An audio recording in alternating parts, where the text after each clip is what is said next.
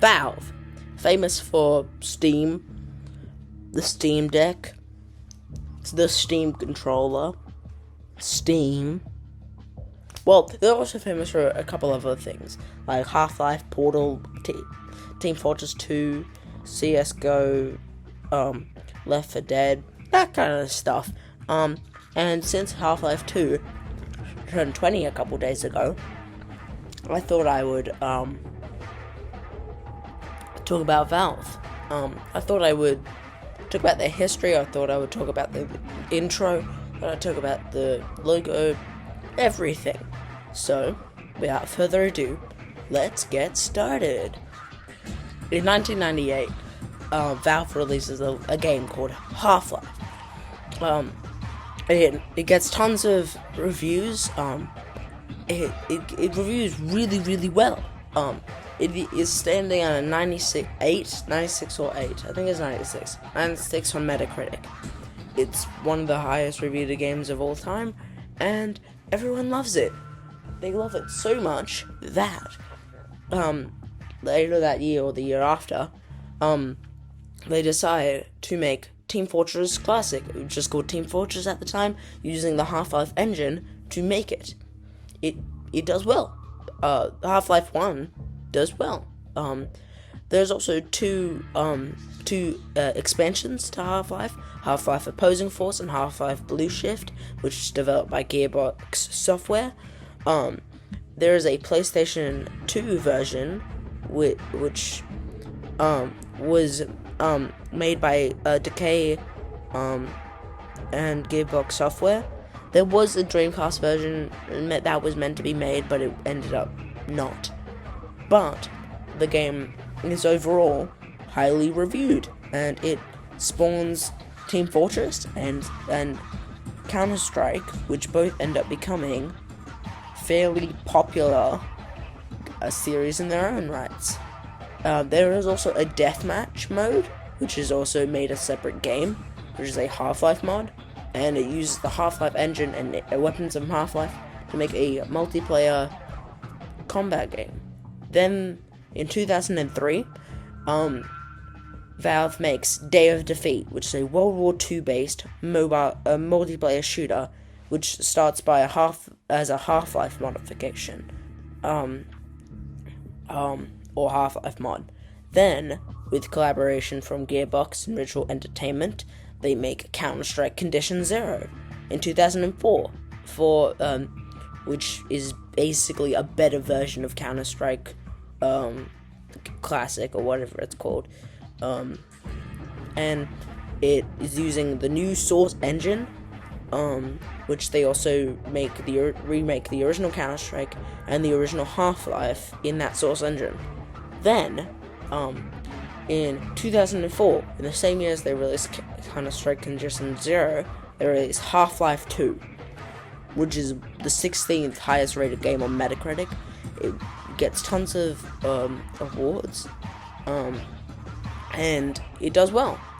And it gets released on the Xbox One, the Xbox 360, the PlayStation 3, Mac OS, Linux, NVIDIA Shield in 2014 and 2013 respectively. It is also a part of the Orange Box, as well as the sequel, as well as Half-Life 2 Episode 2.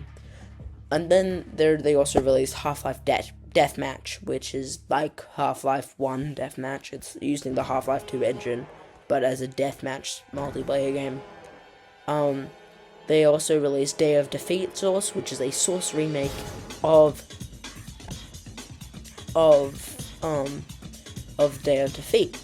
But before we go on to the other games, let's take this back to 1998 when two people, Gabe Newell and Mike Harrington, found Valve, based on former Microsoft employees, and it's founded in 1996, 2 years before they would make their original game. It started out as a Windows 95 port of Doom, which they helped develop. Then they later take that, using a modified version of the Quake engine, to make Half-Life in 1998. They start their studio in Kirkland, Washington, about 5 miles from the Microsoft campus in Redmond, on August 24th, 1996, which happens to be Gabe Newell's wedding day. And without further ado, let's go back. The year is 2004. They just released Half-Life 2 Deathmatch, and yeah, everything's good. They then released Day of Defeat Source in 2005, a remake of Day of Defeat. Then they released this new game, kind of using the Half-Life 2 engine, Half-Life 2 Lost Coast. It's meant to show the high dynamic range rendering in the source game engine. Then they released Half-Life Deathmatch Source, which is a remake of Half-Life 1's Deathmatch. Then they released Half-Life 2 Episode 1, a more character-driven game in 2006, which has you with Alex, and you're doing stuff in that game. I'll have gameplay up as I'm showing you this. Then they released in 2007 Half-Life 2 Episode 2, a part of the Orange Box, which they also released 2 games, Portal, Half-Life 2, and Team Fortress 2. Then, in 2008, a year later, they released Left 4 Dead, which is a multiplayer first-person shooter zombie game. Then the year later, they released Left 4 Dead 2, which is a sequel, which basically just has everything Left 4 Dead have, but a better graphics and better everything. Then, Alien Swarm, they released that. It's a cooperative top-down shooter. They released this in 2010. It's a remake of Unreal Tournament 2004 mod, Alien Swarm. It's a remake of that. Then, in 2011, they released Portal 2, which is often considered one of the best puzzle games. It does well. All these games do well, except Alien Swarm. I don't think that one did well. Then they released Counter-Strike Global Offensive, or CSGO, in 2014. Oh no, 2012. This is in 2012. This ends up having gambling addicts. Then they released Dota 2, the best friend of anyone who hates having showers. It's a multiplayer online battle arena game. You know what Dota 2 is. I don't know what that was. It's a sequel to Warcraft 3. A sequel to the Warcraft 3 mod, Defense of the Ancients. Then in 2004, there is a Counter-Strike game called Counter-Strike Nexon Studio, which is a Counter-Strike game. Never played it.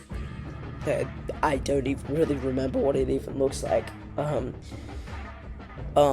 Then they released this VR game, which was like a combination of tons of other VR games, called The Lab, meant to support the launch of the HTC Vive virtual reality headset.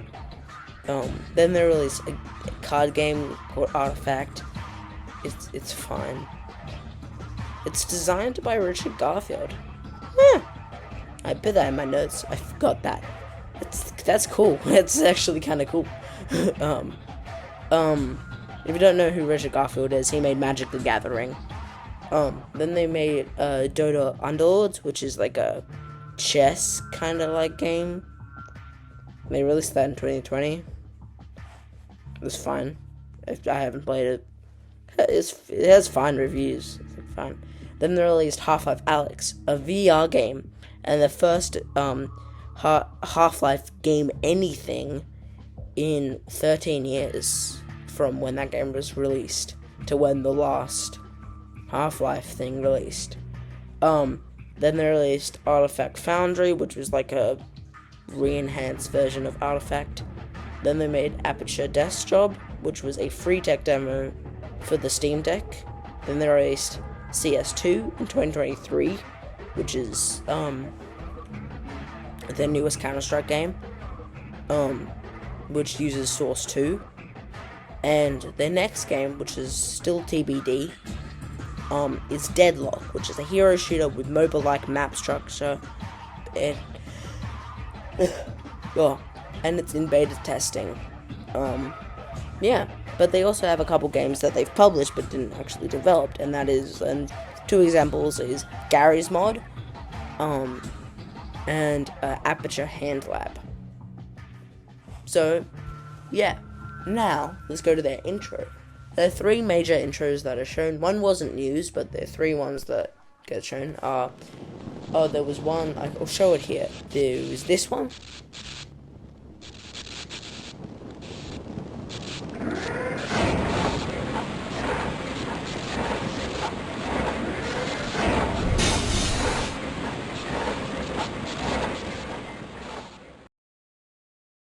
Then there was Open Your Eyes.